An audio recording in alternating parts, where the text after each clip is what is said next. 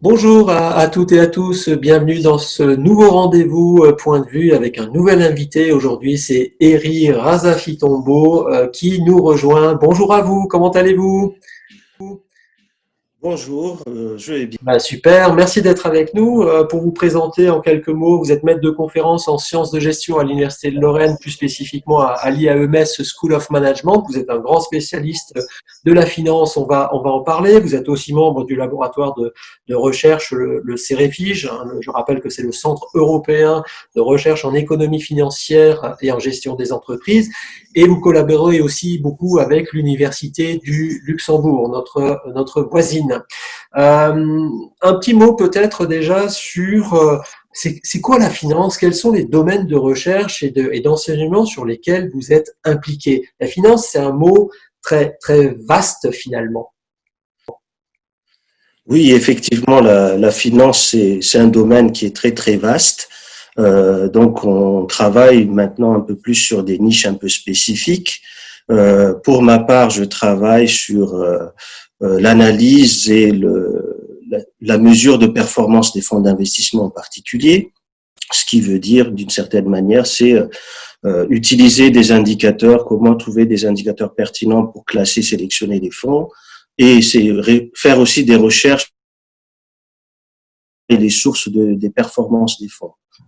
Voilà, sur les qualités de l'analyse des marchés, sur la sélection des valeurs et puis sur les structures organisationnelles de ces fonds pour voir s'ils sont efficaces pour générer voilà, de la performance. Donc beaucoup de complexité dans votre activité. Alors justement, j'aimerais qu'on rentre un petit peu dans le vif du sujet. À 12 ans d'écart, on aura connu deux exemples de crise majeure. Celle de 2008-2009 qu'on a appelée la crise financière, celle de 2020 qu'on appelle pour l'instant encore crise sanitaire. Mais est-ce que cette crise sanitaire ne deviendra pas aussi, si elle ne l'est pas déjà, une crise financière?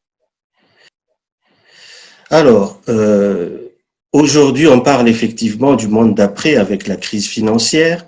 Je me permets juste de corriger un tout petit peu en disant qu'il n'y a pas eu deux crises, il y a eu trois crises en réalité. C'est pas faux. Celle et celui d'aujourd'hui, celle de 2008 et celle de 2011, de l'été 2011, qui est peut-être aussi important, voire plus important par rapport à ce qu'on va devoir effectuer et comment comprendre et trouver les remèdes ou comment sortir de la crise financière d'aujourd'hui. Donc voilà, donc sur les crises, d'une certaine manière. Voilà. Comment est-ce qu'on va pouvoir rebondir après toutes les annonces qui ont été faites depuis des semaines et des mois sur autant d'argent qui va être remis avec des moyens publics dans l'économie? On ne peut pas fonctionner longtemps comme cela. Il faudra forcément financer, que ce soit en France ou ailleurs. La question se pose. Est-ce que là, on a appris des crises précédentes? Oui, nécessairement, toutes les crises précédentes, même sur les 2 siècles précédents, nous donnent toujours des enseignements. Si on prend les plus récentes, les enseignements sont assez simples. Il y a une réactivité quand même très très forte des pouvoirs publics, des autorités gouvernementales, Ouais. avec la mise à disposition des prêts qui s'élèvent, je crois, au niveau mondial à 8 000 milliards de dollars. Donc, ça, c'est une façon de rebondir par rapport à la situation actuelle pour essayer au moins de rassurer, essayer de jouer le rôle pour les banques centrales en tant que prêteurs en dernier ressort. Mm-hmm. Si on revient aux fondamentaux, c'est une des leçons des crises aussi, c'est toujours de rappeler les fondamentaux, parce que les enseignements, c'est dans les fondamentaux théoriques, pratiques et les expériences qu'on les retient. Donc, on sait que la finance, on revient à notre point de départ, ça soulève toujours beaucoup de passion, Oui. mais la finance n'est que le reflet de nos actions et de nos décisions. Donc, c'est nos besoins de financement pour nos entreprises, projets d'investissement nous-mêmes, en tant qu'individus ou encore une fois pour les entreprises, les besoins pour comment dire ça, constituer des patrimoines ou protéger les patrimoines. Donc le monde d'après, il va être articulé autour de ces trois dimensions, en disant que finalement les banques centrales, les autorités ont mis en place des moyens pour essayer au moins de maintenir les activités, de maintenir le financement des entreprises. Il leur appartient encore une fois d'être très vigilants sur la gestion de cette nouvelle dette, parce que c'est de ce qu'il s'agit principalement. Et vous pensez qu'on va gérer cela de manière relativement maîtrisée? Là, c'est une vraie question et en 4-5 minutes dans notre interview, votre sentiment, votre perception. La question, c'est toujours, il faut que l'allocation des ressources qui sont mises en place, mises à disposition, soit bien contrôlée. Ouais. La deuxième, il faut bien être vigilant sur le partage des charges d'intérêt supplémentaires.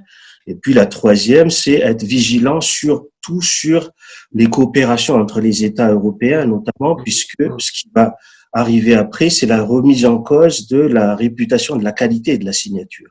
Donc, si on se souvient, d'un point de vue financier, ça peut paraître un tout petit peu à distance, mais on peut aussi se poser la question, et c'est pour ça que je parlais de 2011, hasard ou coïncidence, les grands pays les plus touchés par rapport à la crise sanitaire aujourd'hui, ce sont celles qui ont été aussi attaquées pendant l'été 2011, à savoir l'Italie, l'Espagne et la France. Donc la réponse va être plus comment les autorités gouvernementales peuvent restaurer la confiance et éviter surtout que la qualité de la signature soit… Eh bien, on va rester sur ce questionnement et on aura bien sûr l'occasion de vous réinviter pour d'autres points de vue sur cette question qui est évidemment complexe et longitudinale. C'est un processus long qui va se mettre en place. Qu'est-ce qu'on peut vous souhaiter, juste pour conclure, pour les semaines et les mois qui viennent à vous, cher monsieur? À moi, c'est un peu le souhait, à mon avis, de tout le monde, c'est de retrouver la liberté.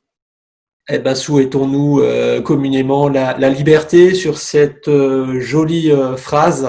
Je vous souhaite à toutes et à tous une belle journée. Merci à vous pour nous avoir accueillis dans votre monde complexe mais très important de la finance, cher professeur, et à une autre fois.